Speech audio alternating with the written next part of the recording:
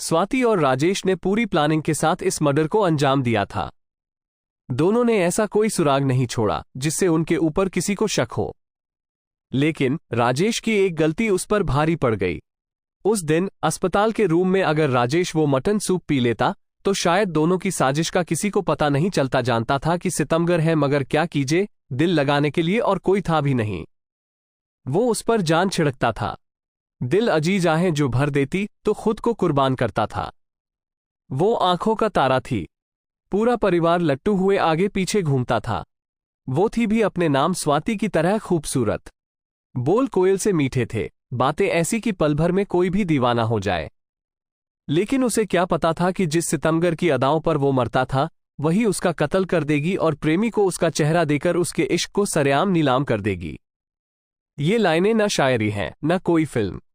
ये कहानी सुधाकर रेड्डी की है, जिसकी खूबसूरत पत्नी स्वाति ने प्रेमी संग मिलकर हत्या कर दी थी और अपने नए प्यार को पुराने का चेहरा देकर दुनिया के सामने अपने जुर्म की सरेआम नुमाइश कर रही थी।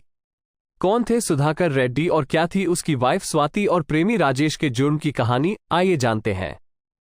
26 नवंबर 2017 को हैदराबाद में एक कत्ल हुआ।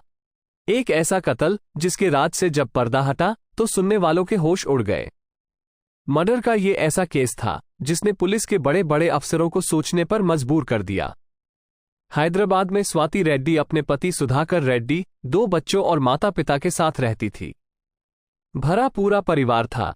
32 साल का सुधाकर 27 साल की स्वाति से प्यार भी बेहद करता था। दूसरे मर्दों की तरह काम के सिलसिले में सुधाकर को भी अक्सर बाहर जाना पड़ता था।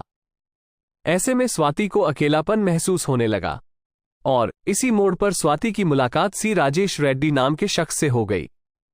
एक प्राइवेट अस्पताल में फिजियोथेरेपिस्ट की नौकरी करने वाला राजेश कुंवारा था। दोनों के बीच फोन पर रात भर बातें होने लगी। बातें बढ़ी तो सिलसिला मुलाकातों तक पहुंच गया और फिर दोनों के बीच एक अवैध रिश्ता पनपने लगा। फिर शुरू हुआ स्वाति का प्लान नंबर 2। अब बारी थी प्लान नंबर 2 की। 2 दिन बाद 28 नवंबर को दोनों फिर से मिले। प्लान के मुताबिक स्वाति ने राजेश के चेहरे को तेजाब से जला दिया। राजेश ने भी खुशी खुशी अपने चेहरे पर तेजाब डलवा लिया। प्लानिंग इतनी मजबूत थी कि कब, क्या और कैसे करना है, ये सब कुछ पहले से तय था। कहां पर इलाज कराना है, कितना खर्चा आएगा, सारी जानकारी पहले से जुटा ली गई थी। राजेश का चेहरा तेजाब से जलाने के बाद स्वाति ने सुधाकर के घरवालों के फोन किया। उसने उन्हें बताया कि किसी ने सुधाकर पर तेजाब फेंक दिया है और वो उसे लेकर अस्पताल जा रही है। सुधाकर के माता पिता और रिश्तेदार अस्पताल पहुंच गए। सुधाकर के पिता ने डॉक्टर से कह दिया कि चाहे जितने पैसे लगे, उनके बेटे की जान बचनी चाहिए। लेकिन उन्हें क्या पता था कि जिसे वो अपना सुधाकर समझ रहे हैं तो कोई और है।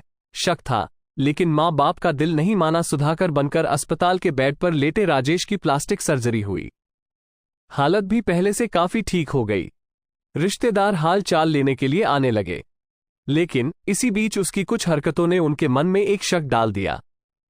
अपने ही रिश्तेदारों को वो पहचान नहीं पाता था।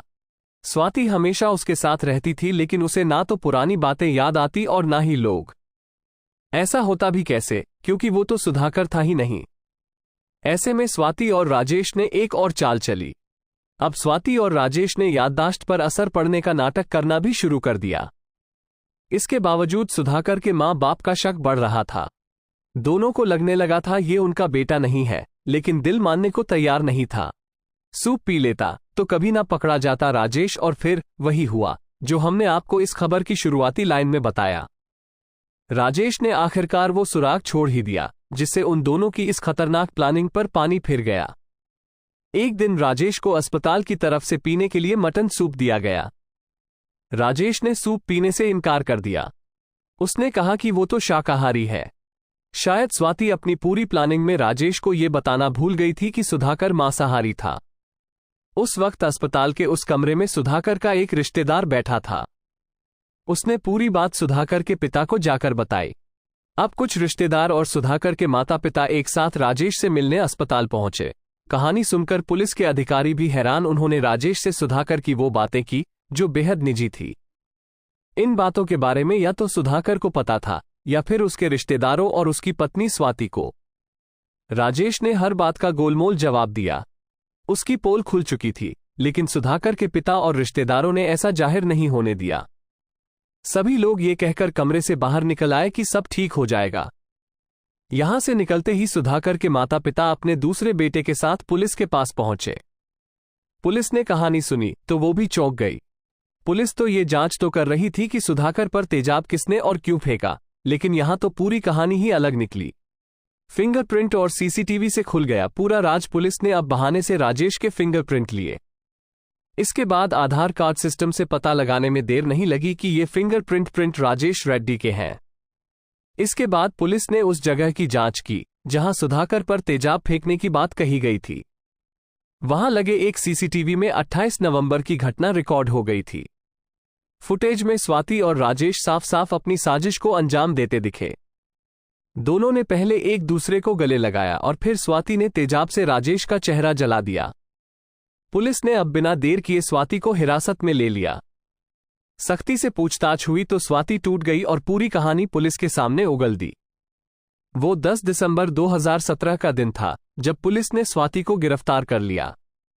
इलाज के बाद राजेश को भी पुलिस ने अपनी गिरफ्त में ले लिया। दोनों अब जेल में हैं और अपने गुनाहों की सजा भुगत रहे हैं। ऐसे ही क्राइम कहानी सुनने के लिए हमारे चैनल को सब्सक्राइब जरूर करें।